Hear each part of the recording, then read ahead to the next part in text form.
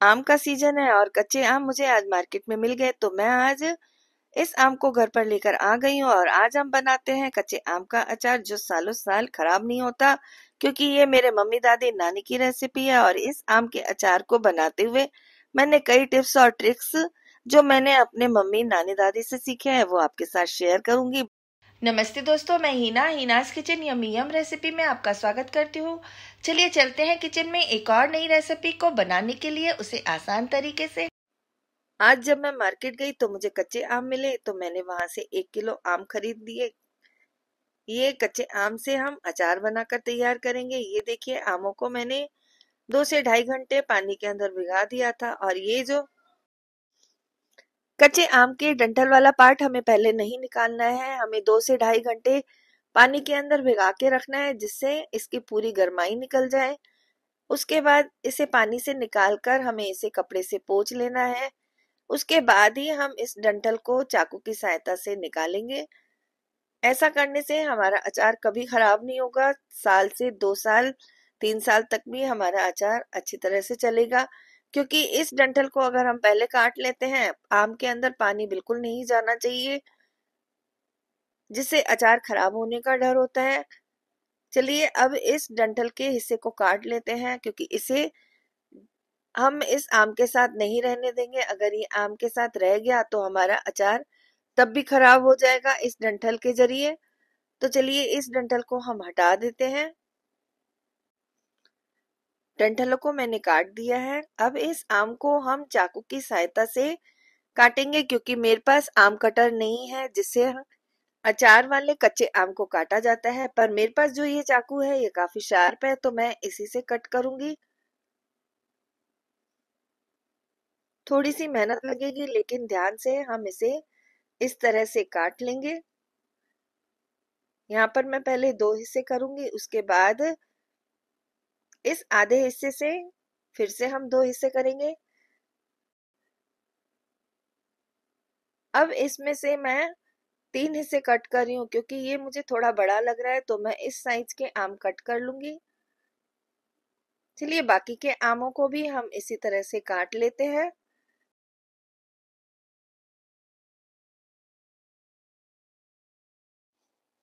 यहाँ पर मैंने सारे आम को कट कर लिया है। अब हम इसे पहले साफ कर लेंगे, जो अंदर की गुठली होती है और जो इसका आम का एक छिलका होता है उसे हम इस तरह से निकाल लेंगे। सारे आमों को हम इसी तरह से साफ करेंगे।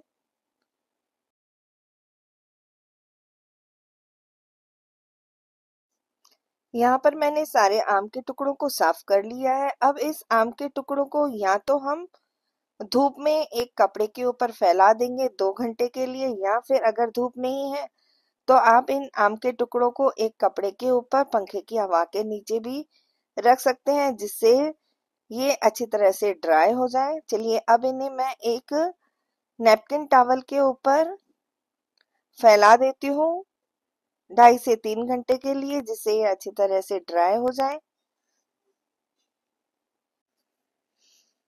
यहाँ पर मैंने एक नैपकिन बिछा दिया है। अब इस नैपकिन के ऊपर इन आम के टुकड़ों को मैं फैला दूंगी। यहाँ पर मैंने किचन टेबल पर ही फैला दिया है। ऊपर से मैं फैन चलाकर इसे इसी तरह से छोड़ दूंगी, ताकि ये अच्छी तरह से ड्राई हो जाए। ये हमारे सारे आम ड्राई हो चुके हैं। मैंने इसे एक बर्तन के अंदर डाल दिया है। चलिए अब बाकी की सामग्री भी देख लेते हैं। मैंने यहाँ अचार बनाने की पूरी सामग्री निकाल ली है। ये देखिए, ये यहाँ पर मेथी दाना व फीकी वाली सौंफ है। 50 ग्राम मैंने यहाँ पर मेथी दाना लिया है और 100 ग्राम के करीब यहाँ पर फीकी वाली सौंफ ली है। हमें इन दोनों चीजों को थोड़ा सा भूनना है। चलिए सबसे पहले मैं यहाँ पर मेथी दाने को भून लेती हूँ। गैस पर कढ़ाई गर्म हो चुकी है। अब इसके अंदर मेथी दाना डालकर इसे लगातार चलाएंगे जब तक कि इसके अंदर हल्का सा कलर ना आ जाए।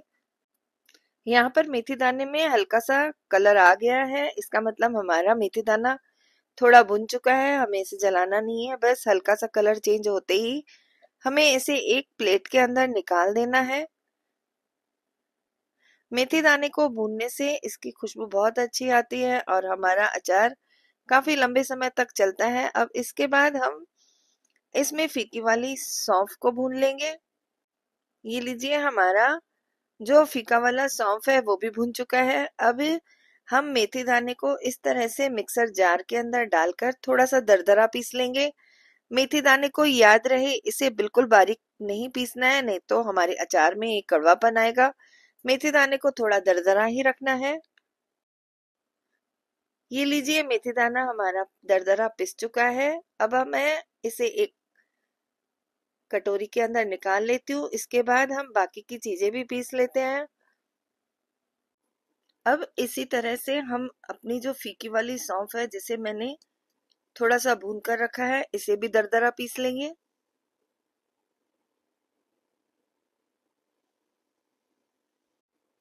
यहाँ पर सौंफ भी पिस चुकी है। अब मैं इसे भी एक अलग कटोरी में निकाल कर रख देती हूँ।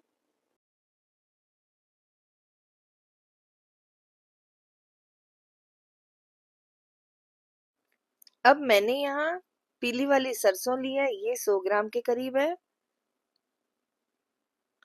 और ये थोड़ी सी काली वाली राई है, इसे डाल देंगे, ये 25 ग्राम के करीब है।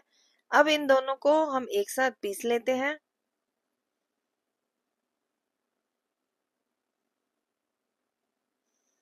ये लीजिए, राई और पीली सरसों हमारी एक साथ पिस चुकी है। सारी चीजों को मैंने थोड़ा दानेदार दरदरा सा रखा है। अब एक कांच का बाउल लेंगे, उसमें हम ये सारी सामग्री एक साथ मिक्स कर लेते हैं।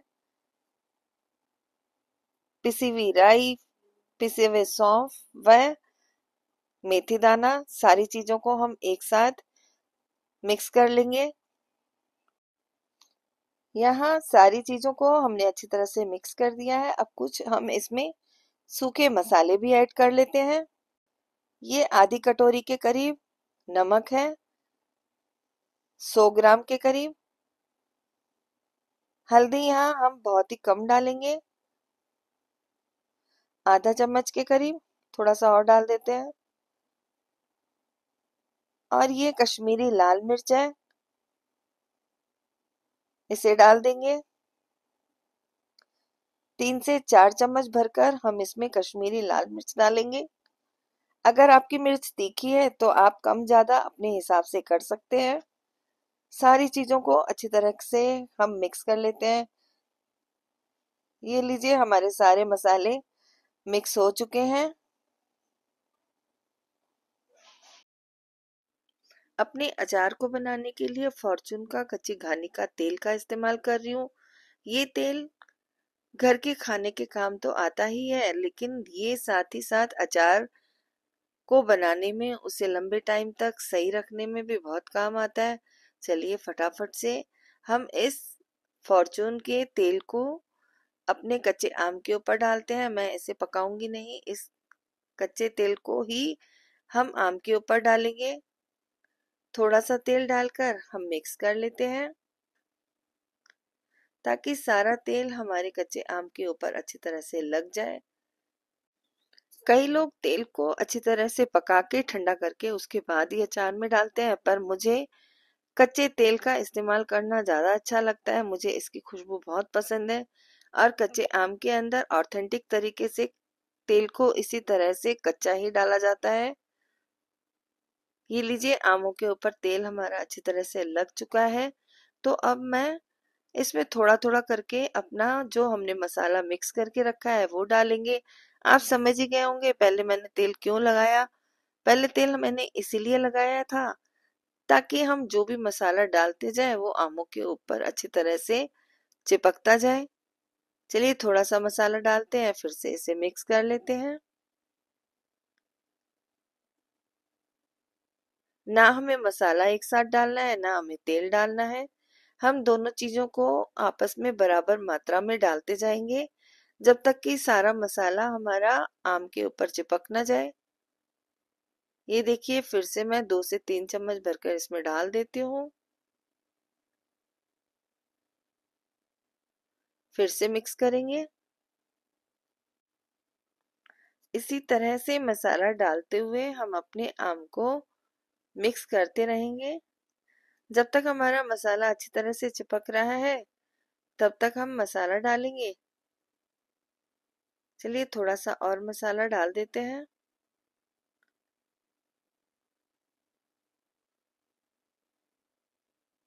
यकीन मानिए ये अचार खाने में बहुत ही स्वादिष्ट होता है। ये मेरी मम्मी दादी नानी की रेसिपी है जो पहले टाइम में बनाते थे। ये देखिए अब मुझे मसाला आम पे चिपकते हुए नहीं दिख रहा है तो मैं थोड़ा सा तेल और डाल देती हूँ। फिर से चला लेंगे। ये अचार काफी लंबे समय तक चलता है, बिल्कुल खराब नहीं होता है, क्योंकि इस अचार को मैंने बिल्कुल उसी तरह से बनाया है जैसे मेरी मम्मी ने मेरी नानी से सीखा, मेरी नानी ने अपनी मम्मी से सीखा।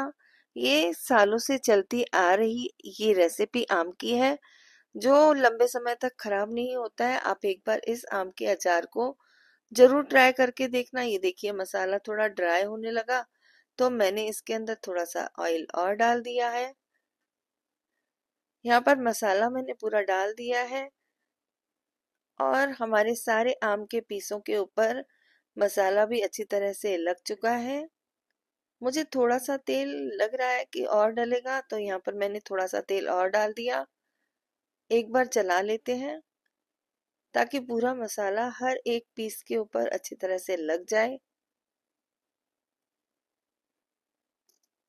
चलिए यहाँ पर मसाला सारे पीसों पे लग चुका है और इस अचार की रंगत बहुत ही अच्छी आई है। ये देखिए बहुत ही इसका कलर एकदम लाल रंग का निकल के आया है।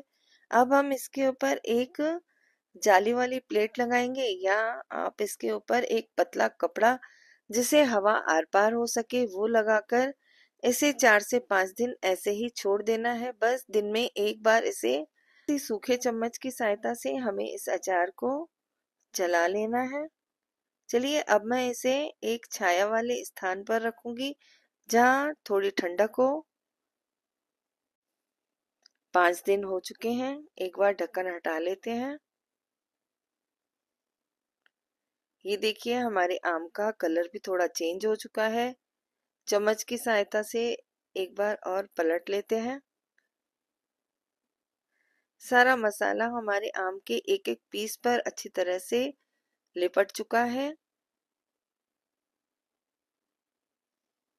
ये देखिए यहाँ पर मैंने एक प्लास्टिक का कंटेनर लिया है।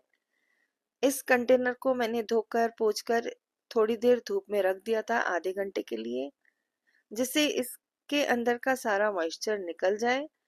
चलिए अब इस अचार को हम इस कंटेनर के अंदर डालेंगे। उससे पहले मैं कंटेनर के अंदर ऑयल डालूंगी।